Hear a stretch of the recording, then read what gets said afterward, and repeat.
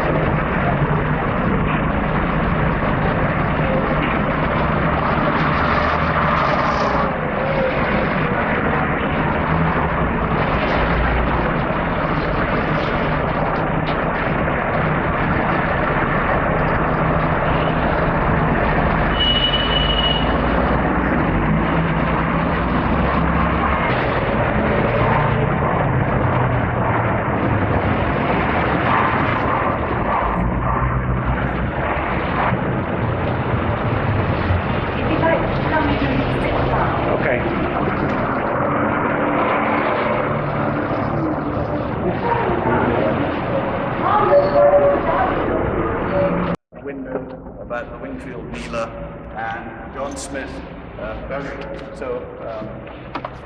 memorial is just around the corner there. We have to be back on the bus at 10:02. Now what normally happens, the bus will come right outside.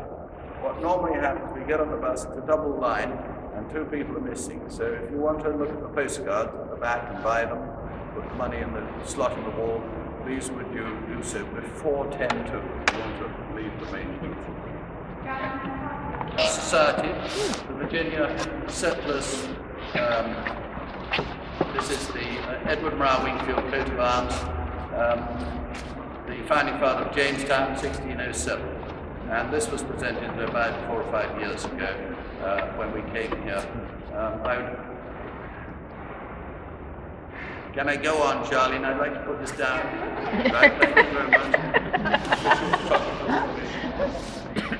There are more kneelers, and some of these are very nice indeed on this side here, which you could look at. And you'll find various people like Thomas West, the late governor. Anyone who wants to photograph this, please come forward and do so. This is the John Smith window here, and we'd like to just make this way I'll read out what it says history. The window provides a memorial for one of our most courageous and brave colonists, Captain John Smith, and the distinguished and learned biographer, the late Bradford Smith. The intention was to accompany the figure of Captain Smith with those of two of his most loyal and faithful friends. Accordingly, a portrait of Robert Barty, spelled Bertie, Earl of Lindsay, Lord Willoughby, is shown in his garter robes and holding the wand as Lord Great Chamberlain in 1628. He and Captain Smith were neighbours in the county of Lincoln. It was due to Lord Willoughby's help that Smith was able to find a channel for his energy and to realise his ambitions. I won't tell you where I disagree with the text on this, because it takes too long. Behind Lord Willoughby's figure is part of the Palace of Whitehall as it was at this period, and opposite stands the gateway of St James's Palace. Lord Willoughby's arms are shown above the archway. And remember, Lord Willoughby was also the patron of Sir John Wingfield, who was killed at this. That's the earlier Lord Willoughby. His father. Captain Smith stands surrounded by a few of the nautical instruments of the time, including the hourglass, lodestone, quadrant, and the backstop. At his feet is a volume with the initials of Thomas Harriot, who compiled a small dictionary of the Indian language. Some of you will also know that wonderful little book by Harriot, Facsimiles, that are now about Virginia. The other friend and loyal patron, Smith himself holds a copy of his famous map of Virginia, and above his head and the attendant inscription are his arms. The other loyal friend and patron is Sir Samuel Saltonstall, son of the Lord Mayor of London. He it was who bore the costs of printing Smith's C. Grammar. You'll remember that Smith wrote 11 books, including a C. Grammar. Not only did he undertake this, but he also held open house for Smith at his home in Snow Hill. Which, I think I'm right in saying, is the next road going down backwards, just behind the church here. To the west of it, yes, to the west of this church. In this house, a room was reserved for Smith, who had a trunk standing there, no doubt for his personal books and belongings. Sir Samuel's first cousin, Sir Richard Saltonstall, founded the Massachusetts branch of the family, which continues to this day. The tower of the church stands behind his figure and is shown as it was before the Restoration, long after Smith died. Sir Samuel's arms are shown above the arch. Below these three figures is the trio of vessels which on a dark December night in 1606 sailed down the Thames from a place we're going to see to arrive on April the 26th, following the on the coast of Virginia.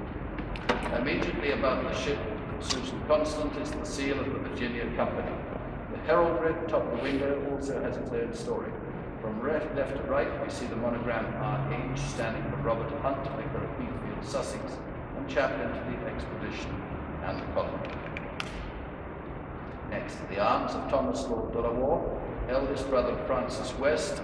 I think you're sitting on Francis West here, his brother, maybe Thomas West. It's somewhere just here. There it is. If you want to see his coat of arms, that's Thomas West.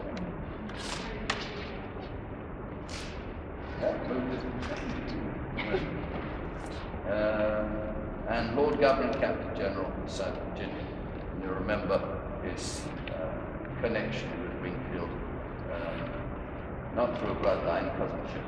Joining this are the arms of Henry Carey, Earl of Dover, to whom Smith dedicated his True Travels, Adventures and Observations of 1629. Then follow the arms of William Herbert, Earl of Pembroke, another patron to whom Smith's book was dedicated, in the arms of Frances Howard, Duchess of Richmond and Lennox, who financed Smith's general history and permitted him to include an engraving of her portrait. This line of tracery ends with the letters B.G., standing for Bartholomew Gosnell, the Pathfinder of New England. He was the prime mover of the colony of Virginia, remember having been up in Massachusetts with his expedition in 1602. And after whom, at the Virginia Settlers Memorial, we will see a house named Bartholomew Court. We are also going to visit Bartholomew Gosnell's ancestral home, of course, on Wingfield. High at the top of the window are the letters S.H. separated by a cross standing for St. Helens. Willoughby by Orford. St. Helens Willoughby by Orford in the county of Lincoln, where Captain John Smith was baptized on January the 9th, 1580. The original design for this window is held by the Wingfield Family Society in our records. It's actually turned down. I like it better than this one that they eventually selected. That's another very interesting thing that's right there. We will have to stand up to move across to the John Smith area. I'm moving this quite fast so that you can talk to the vicar and wander around a bit by postcard. So if you'd like to come over to John Smith's burial place, it's marked by a slab in the floor of the aisle behind the right-hand choir stalls. Can anyone see the slab? I think it's that. Right. His coat of arms, a chevron between three Turks' heads, which he received from Sigismund Bathory, Prince of Transylvania, under whom he served for killing 3 Turkish champions in mortal combat, though badly worn, is just discerned. You remember it's doubtful this coat of arms was ever actually given to him. Also, the relevant force was at peace with the Turks at the time, so the story about killing 3 Turks may be entirely untrue. Born in 1590, he was the son of a Lincolnshire farmer, but early took to a wandering life. He became a soldier, fought in France under Henry of Navarre, and also in the Low Countries. He afterwards went to Hungary to fight the Turk. After many adventures by sea and land, was wounded, captured, and sold as a slave.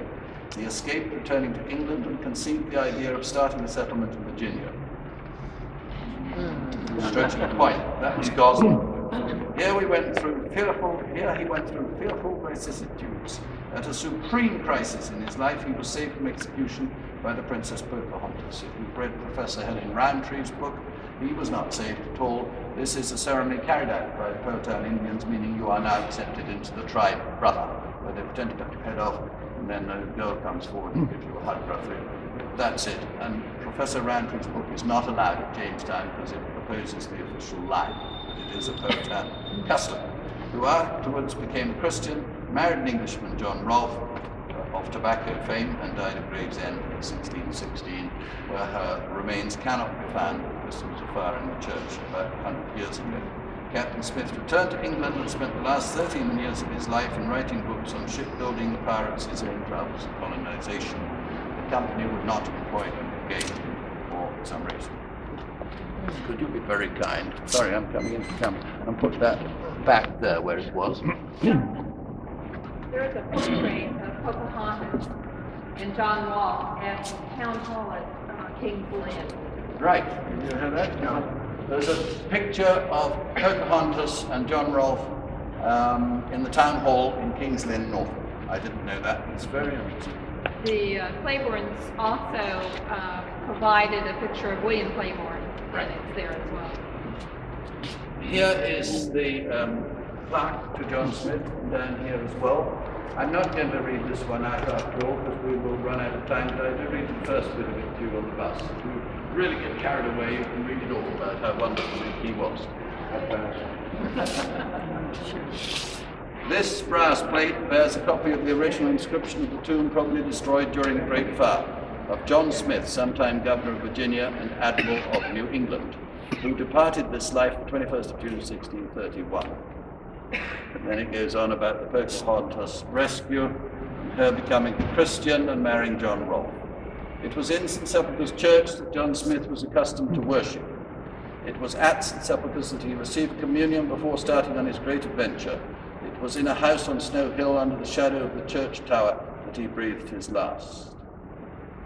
I'm not sure about receiving communion here before he went on his great adventure, because he actually came from Lincolnshire, and I don't think his connection with here was until much later in his life when he started writing books, so I take issue on that one too, which you'll see in my book, Virginia's True Found. In the shadow of the church tower that he breathed his last, and it was in St. Sepulchre's that he was laid to rest. They don't know exactly where he was buried. And the secret passage you can ask the vicar about through to Newgate Prison is through there. I imagine it wasn't down that end, it would be more in this area here. So when you next go to Jamestown, here on the video, he was buried there. You can stand up like I did and say it's untrue. He's actually buried here. Okay, I'm afraid that doesn't leave a lot of time, but if you want to look around at some other places, it's quite difficult to extend the time because there's a double line outside and we had to choose a time for the driver. So we need to sort of move towards the bus in 7 or 8 minutes. There are postcards at the back.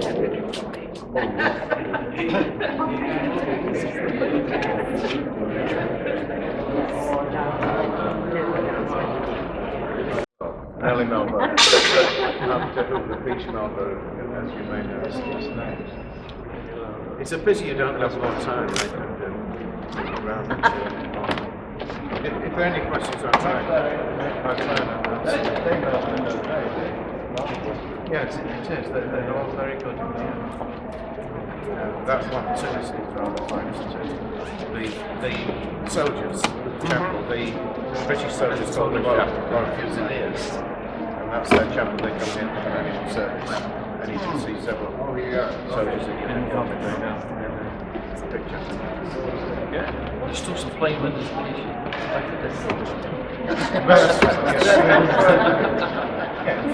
Would you like to commission them?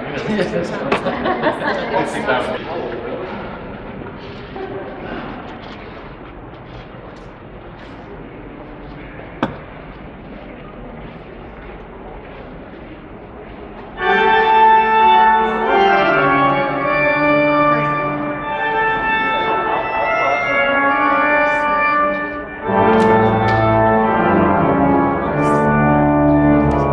Is the Phantom here?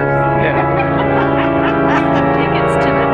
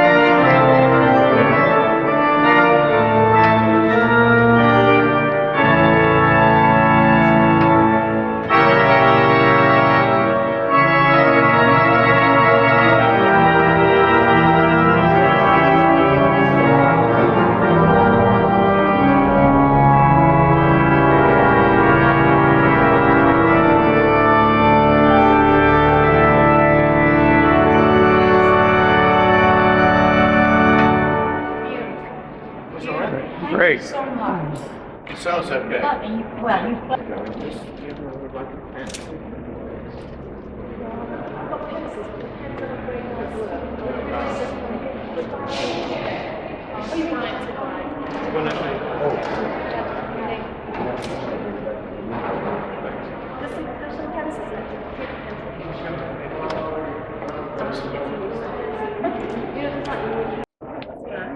I haven't got me yet. Yeah, that's right. Yeah. You've been up to any mischief, have you? No, I'm behaving myself. Well, that's the most wonderful news, because we've been coming here every 3 years since 1987. Did you sign in? So, You didn't know that? no, didn't know that at all. John Rogers was Tyndale's assistant. William Tyndale, the great Bible translator. You've heard of him? Yes, of course, yes. We've just been talking about him in Washington. We had a family sermon about him and his He was the first Protestant martyr, 1555, 1555, right. burned at the stake by Queen Mary. So what are you actually going to do to open it up again? Start extra services, spend money on the roof or something? Yes, I've gone into partnership with the Guildhall School of Music, which is one of the finest musical academies in England. Would you like to... And they're bringing people in to do concerts. Would you like to stand here and ask you this? Yes. The kneelers were all going to disappear somewhere, the church was going to close down, etc. Let him tell you what's going to happen. Several things. First of all, I'm going into partnership with the Guildhall School of Music, which is the premier musical establishment in England for young people. And at present, they're coming in and they're giving us a first-rate concert every day. You probably see a program on the table on the way out. We hope that they're going to put some money into the church's restoration, and the diocese is going to match that money. So we're going to get the place looking thoroughly nice again, you know. Also, I have a Thursday lunchtime service of Holy Communion already for the city workers, and we're starting in June a perpetual series of organ recitals. And the first recitalist will be the Master of Music at St. Paul's Cathedral. I'm trying to set up an educational exchange with the Governor of Virginia, so that we have a stronger contact with the people of Virginia, because obviously John Smith is very important, and we know that our American friends like to look around churches where there is an American connection. This is the largest church in the City of London, except St. Paul's Cathedral, so it really is a very important place.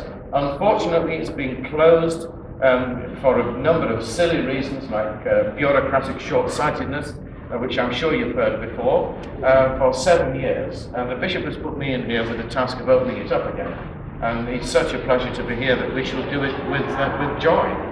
Because it would be criminal, wouldn't it, if a church like this were allowed to remain closed for any length of time. So that's what's happening. If you have any questions you'd like to ask while you're waiting for your bus to come and park on a double yellow line. Do you not have regular Sunday services here? No, there is not much point having Sunday service because no one lives in the city. And so on Sunday there's no one here. Much better during the week when there are 1.5 million people in the city. At the weekend, I think it's only me and the chap who runs the pub around the corner, you know. So we can have a service for us too. But it's much better to have weekday services. And when was the earliest service at this church, you think, this location? Oh, in the 13th century, 700 years. So it is that far back? It's a long way. Yeah, We saw what was 1137. listed, the Yeah. vigors We there. don't know a lot about the very early ones, but we know more from the 13th century onwards. Do you So think there was a church here before the first vicar even that's listed there?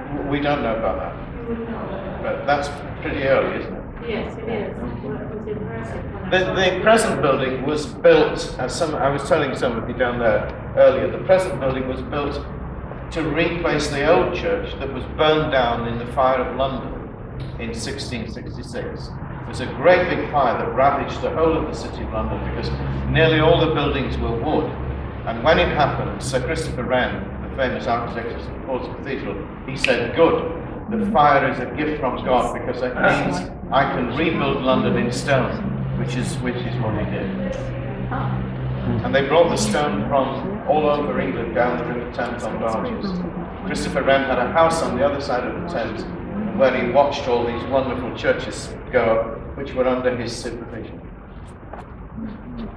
It is a beautiful church. very strong presence. Yes, it's got a marvelous atmosphere. Yes. We came in last year to look at it for the first time, and I had to meet the people who were going to appoint me, and I just came in the door as you did, and I looked at this and I thought, gosh, you know, am I going to be allowed to have this? And it came true, happily, so here we are. We don't want to move anywhere else. If there's anything else I can tell you, I will do gladly. There's a nice plaque on the wall next to the Smith window of two old folks. And their plaque went up to them, that you can see their pictures, for no other reason than that they had been married for 60 years. So we usually ask people when they come in, are you married? How long have you been married? Can you beat that? And then not many of them can. Dorothy's parents. The organ that you heard me trying to play used to be a much vaster instrument. It was built in the 17th century by a great organ builder called Renatus Harris. And it couldn't, you know, be preserved, it couldn't be looked after because it cost too much money. So it's been reduced and moved down there. But it is still, as you've heard, a very competent recital instrument. And as I said, from the 8th of July onwards, we're having a perpetual series of organ recitals by distinguished organists. So that would be another thing that the church does. Competence is you, I think, playing. Well, the organ, I couldn't do without the organ, could I? Three of us had just been to Sepulchre.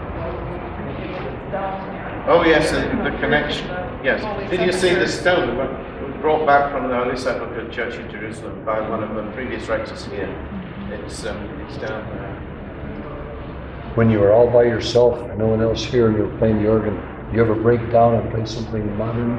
Yes, Sunday afternoon we were, well, not on the organ, but Sunday afternoon we had what's called a city churches walk, and people come in and they look round and they just please themselves, you know, and so we say good afternoon to them. So I played the grand piano there for 3 hours, and I kept playing Maria from West Side Story.